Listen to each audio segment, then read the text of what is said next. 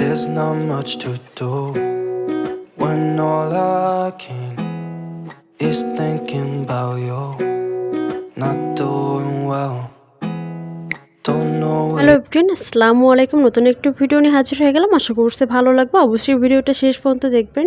রবিবারের ভিডিও ছিল, সকাল থেকে প্রচণ্ড বাইরে বৃষ্টি হচ্ছিল। এখন প্রায় দুপুরের টাইম। আর আজকে আমার ভাই আসবে সাভার থেকে, মানে গ্রাম থেকে আগেই এসেছে। তো আমার সেজ বোনের বাসায় আছে, ওখান থেকে আমাদের বাসাতে আসবে। তো আস্তে আস্তে দেখেন বৃষ্টি কিন্তু অনেক বৃষ্টি হচ্ছিল। এই বৃষ্টির ভিতরেই সকালবেলা রওনা দিছে।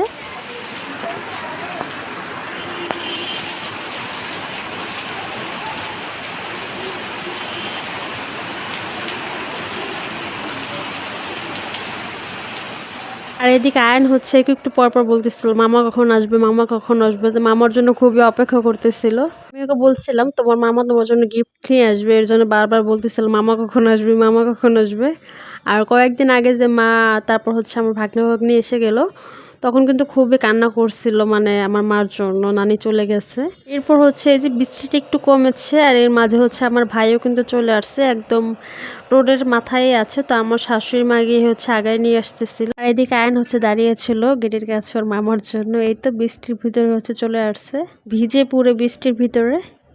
এমনিতে তো আমাদের বাসায় খুব একটা আসে না, প্রায় অনেক দিন পর আসলো। লাস্ট এসেছিল ও যখন বিদেশ গিয়েছিল, ওমান গিয়েছিল, তখন লাস্ট এসেছিল। আর এইমাত্র এসেছে। আমার মেজো আপু দুবাই থেকে কিছু গিফট পাঠিয়েছে বাচ্চাদের জন্য, সবার জন্য। তো ওটা এয়ারপোর্ট থেকেও কালেক্ট করেছে। তো এরপর আমার সেজো আপুর বাসায় গেছিলো, এরপর আমাদের বাসায় এসে আমাদেরকে টুকিটাকি গিফট দিয়ে তারপর আবার গ্রামে চলে যাবে।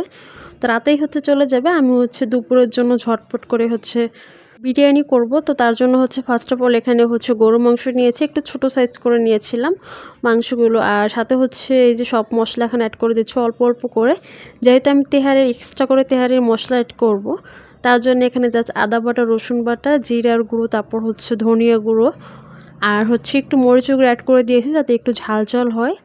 বাইরে যেতে বৃষ্টি হচ্ছিল, মানে টক দইটা বাসায় ছিল না। তো আমি একটু গুঁড়ো দুধ দিয়ে তারপর লেবু দিয়ে একটু টক দইয়ের মতো বানিয়ে তারপর সেটাই অ্যাড করে দিয়েছি। সব কিছু মিক্স করে এখন আধা ঘন্টার জন্য সাইডে রেখে দেবো। এই রান্নাটা আমি প্রায় ও আসার আগেই করেছিলাম। ও আস্তে আস্তে কিন্তু 3টা সাড়ে 3টার মতো বেজে গিয়েছে, মানে এত পরিমাণে জাম ছিল। ওই দিন এসএসসির এক্সাম ছিল, তো রাস্তায় প্রচণ্ড জাম ছিল। রওনা দিচ্ছে সাভার থেকে প্রায় 11টার দিকে, আর এসে পৌঁছাইছে প্রায় 3টা সাড়ে 3টার দিকে। যতটা টাইম ওখান থেকে আমাদের বাসাতে এসে লেগেছে, অতটা টাইম কিন্তু বাড়ি যেতেও লাগতো না ওর। তো যাই হোক, এরপর এই যে পেঁয়াজ বেরেস্তা করে নিলাম উপরে দেওয়ার জন্য, পরে বিরিয়ানির উপরে। তারপর এই যে মাংসগুলো অ্যাড করে দিয়েছি। আর এক্সট্রা করে এখানে জাস্ট লবণ অ্যাড করে দিব। আর সাথে এখন এই যে বিরিয়ানির মশলাটা অ্যাড করে দিলাম, আর কয়েকটা কাঁচামরিচ দিয়ে দিলাম। জাস্ট এই তো মশলাগুলো একদম সিম্পলভাবে তাড়াহুড়ো করে রান্নাটা করে নিচ্ছিলাম। তো কিছু কাঁচামরিচ অ্যাড করে দিলাম। সব কিছু দিয়ে এখন ভালো করে মিক্স করে কষিয়ে নেওয়ার পালা। When nothing really matters, that's all I wanna do. I hope that you are safe and that I will see you soon.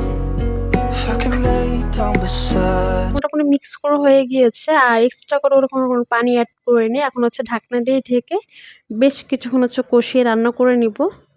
It's been way too long. If I can lay down beside you, I would. প্রায় 8 থেকে 10 minute পর ঢাকনা খুলে আবার একটু নাড়াচাড়া করে দিছি যাতে নিচ থেকে লেগে না যায়। আর যে পানিটা বের হয়েছে, ওই পানিটা দিয়ে আমি কষিয়ে নিচ্ছি। আর এখানে 1 কেজির মতো আমি পোলাও চাল নিয়েছি, 1.5 কেজি মাংস নিয়েছি। আর 1.5 কেজি মাংসের জন্য কিন্তু 1 কেজি পোলাও চাল একদম পারফেক্টলি কিন্তু হয়ে যাবে। তো আমি পুরোটাই দিয়ে দিচ্ছি। আর যদি থেকে থাকে তাহলে আয়ান, তারপর আমার শ্বশুর, তারা আবার রাতে খাবে। তারা খুবই পছন্দ করে বিরিয়ানি, তারপর পোলাও। এগুলো আমার শ্বশুরের আর আমার ছেলের খুবই পছন্দের, তাদের দুজনের দাদা নাতি। পোলাও আর মাংস বেশি করে রান্না করলেও সমস্যা না হয় না, তো তারা খুবই পছন্দ করে। তো যাই হোক, মাংসটা কিন্তু রান্না করা হয়ে গিয়েছে। আর এদিকে আমি পোলাও চালটা ভেজে নিচ্ছিলাম। একটু গরম মশলা, তারপর তেজপাতা, এগুলো অ্যাড করে দিয়েছি। এরপর একটু ঘি দিয়ে দিচ্ছি। ঘিটা দিয়ে এখন পোলাও চালটা আরও কিছুক্ষণ ভেজে নিব। If I could lay down beside you, I would. When nothing really matters. মোটামুটি ভাজা শেষ করে এখন হচ্ছে পানি অ্যাড করে দিলাম। পানির পরিমাণটা একটু কমিয়ে দিয়েছি যেহেতু মাংস দিব। মাংসের ভিতর অলরেডি মাংস আছে, তারপর হচ্ছে মশলা এগুলো আছে, এর জন্য হচ্ছে একটু পানিটা কম দিয়েছি, না হলে দেখা যাবে একদম কিন্তু বিরিয়ানিটা নরম হয়ে যাবে। চালটা আধা সিদ্ধ হয়ে গেলে এরপর হচ্ছে মাংসটা অ্যাড করে দিয়েছি। এখন হচ্ছে সব কিছু ভালো করে একত্রে মিক্স করে নেওয়ার পালা।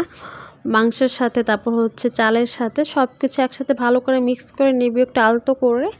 অ্যাকচুয়ালি চালের হিসেবে আমার হাঁড়িটা হচ্ছে একটু ছোট হয়ে গিয়েছে। হাঁড়ি তারপর হচ্ছে মানে এই হাঁড়িতে হচ্ছে পুরো 1 কেজি চাল, তারপর হচ্ছে আবার মাংস দিয়েছি। সব কিছু দেখা যায় একদম টাইটলি হয়েছে। মানে একটু নাড়াচাড়া করতে একটু কষ্টই হচ্ছিল। আর একটু খোলামেলা পাতিল হলে বেশ ভালোই হতো। ভুল তো করে ফেলেছি, আর কি করার। তো যাই হোক, এরপর হচ্ছে ভালো করে মিক্স করে শেষ করে তারপর হচ্ছে কেওড়া জল অ্যাড করে দিচ্ছি 1 চামচের মতো। খুব সুন্দর একটা ফ্লেভার আসে। আর তারপর হচ্ছে দিয়ে দিচ্ছি এখানে ঘির পরিমাণটা একটু বেশিই দিচ্ছি। আর ঘিটা কিন্তু ওই পোলাও, রোস্ট, তারপর হচ্ছে যে বিরিয়ানি খাওয়ার কারণে আমাদের বাসাতে ঘিটা অনেক, মানে তেল থেকে মনে ঘিটা তাড়াতাড়ি বেশি শেষ হয়ে যাচ্ছে। ঈদের পর থেকে এখন পর্যন্ত প্রায় 1 কেজির মতো হচ্ছে ঘি খাওয়া শেষ করে ফেলেছি। তারপর আবারও হচ্ছে সব কিছু একটু ভালো করে মিক্স করে নিচ্ছি যাতে ঘিটা পুরো বিরিয়ানির সাথে মিক্স হয়ে যায়। এরপর হচ্ছে একটু পেঁয়াজ বেরেস্তা দিয়ে অ্যাড করে দিচ্ছি উপর দিয়ে, যাতে খুব সুন্দর একটা ফ্লেভার আসে এবং দেখতেও যাতে ভালো লাগে। আর সাথে হচ্ছে কয়েকটা কিশমিশ অ্যাড করে দিলাম। ব্যাস ঢাকনা দিয়ে ঢেকে বেশ কিছুক্ষণ হচ্ছে দমে রেখে দিয়ে এখন হচ্ছে নামিয়ে নেওয়ার পালা। তো আমি হচ্ছে এখানে আর এখন হচ্ছে একদম গরম গরম করে হচ্ছে আমি সার্ভ করে দিচ্ছিলাম। আর একদম কালারটা কিন্তু একদম পারফেক্টলি হয়েছে, একদম দোকানের মতো করে। চালের পরিমাণ তারপর হচ্ছে মাংসের পরিমাণটা একদম সুন্দর করে হয়েছিল।